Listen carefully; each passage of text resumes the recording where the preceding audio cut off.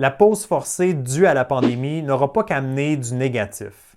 Un des points positifs de cette crise, c'est qu'elle nous aura donné un peu plus de temps dans nos vies. Avec l'arrêt forcé des activités, on a eu la chance d'un peu reprendre notre souffle finalement et de regarder la vie avec un peu plus de recul. S'arrêter et prendre le temps de regarder les choses avec une perspective différente peut amener à des réflexions et des changements intéressants. Justement, aujourd'hui, j'ai le goût de te faire voir le sport post-pandémie sous un angle différent. Et tu me diras après si tu partages la même vision des choses que moi. Allez, c'est parti!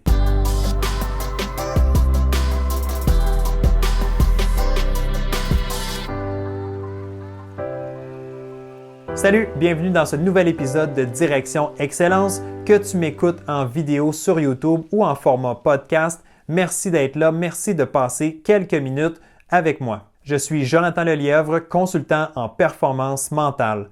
Pour ton projet sportif ou autre, je suis là pour t'accompagner dans ta quête d'excellence. Je ne sais pas si tu es comme moi, mais j'ai l'impression que tout le monde du sport s'est un peu perdu dans les dernières années.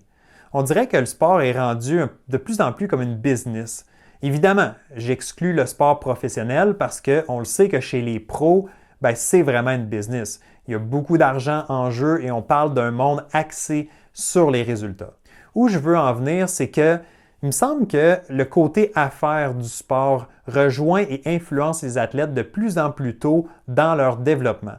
Je me demande si le sport est devenu un peu trop sérieux, trop tôt dans le parcours des sportifs et c'est quoi les impacts de ça? Un impact très évident pour moi, c'est que la notion de plaisir est souvent oubliée. C'est peut-être dû au travail que je fais en psychologie du sport, mais il semble que je vois de plus en plus de jeunes sportifs qui n'arrivent pas à avoir du plaisir dans leur sport respectif. Ils sont tellement concentrés à respecter le plan de match et à éviter de faire des erreurs qu'ils en oublient de jouer. Tellement d'athlètes viennent me voir parce qu'ils sont juste trop stressés puis ils n'arrivent pas à s'amuser dans leur sport respectif. Trop souvent, ils sont paralysés par les attentes exagérées qu'on place sur eux. Des attentes de résultats, évidemment, la plupart du temps.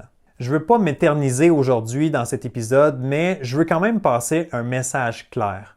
Mon plus grand souhait, ce que j'aimerais voir lors de la reprise des activités sportives à tous les niveaux, c'est de recommencer à performer dans le plaisir. Performer dans le plaisir, ça veut dire le faire d'abord et avant tout pour toi.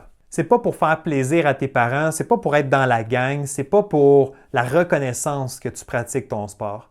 Ça devrait être premièrement parce que tu aimes ça et que ça te fait sentir bien.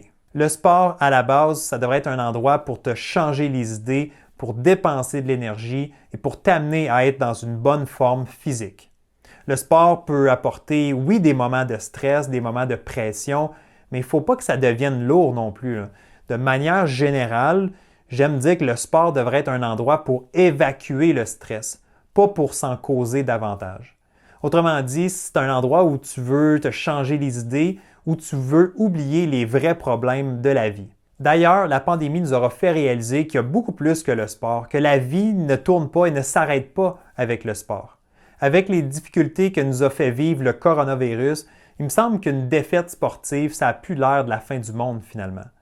On réalise qu'il y aura toujours quelque chose de plus grand que le sport, comme la santé, la famille et les nombreux défis de la vie. Je pense vraiment que les athlètes doivent reprendre le sport avec une perspective différente et être beaucoup plus dans la gratitude. Je leur souhaite d'apprécier chaque moment, que ce soit à l'entraînement ou en compétition. Je te souhaite d'apprécier chaque expérience que ton sport t'amène et surtout de le vivre à fond. Et si tu décides de faire de la compétition, c'est parce que tu as le goût de rivaliser contre les autres. Tu as le goût de sortir de ta zone de confort, tu as le goût de relever des défis. Tu es prêt à ça. Tu veux repousser tes propres limites et tu veux que tes adversaires, eux aussi, donnent le meilleur d'eux-mêmes. Parce que si tu gagnes finalement au niveau du pointage, tu veux l'avoir fait face à la meilleure opposition possible. Et finalement, peu importe le résultat, tu veux sortir de chaque compétition avec le sentiment d'avoir tout laissé. Tu vas être fier de toi et c'est ça, performer dans le plaisir. Et voilà, c'était ça mon message aujourd'hui. Si tu as retrouvé de la valeur, si ça t'a inspiré, je t'invite à mettre un pouce dans les airs. Donc, like cette vidéo et abonne-toi à la chaîne YouTube si ce n'est pas déjà fait pour t'assurer de ne rien manquer de la suite des choses.